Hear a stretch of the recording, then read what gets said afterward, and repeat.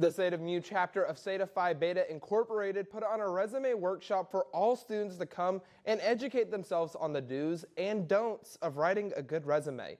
Layla Reynolds has that story. Wednesday night, the ladies of the Zeta Mu chapter of Zeta Phi Beta Sorority Incorporated held a resume building workshop in Patterson Hall. The workshop served as an opportunity for students to improve or start their resumes. Amani Hicks, the president of the Zeta Mu chapter, stresses the importance of a resume, saying a resume is the one piece where it shows who you are. Your resume is genuinely the one thing that employers see. It's basically saying like your entire life, all of your accomplishments and everything that you're striving for to do. A presentation was showed on the do's and don'ts of having a good resume, along with handouts that students filled out as the workshop went on.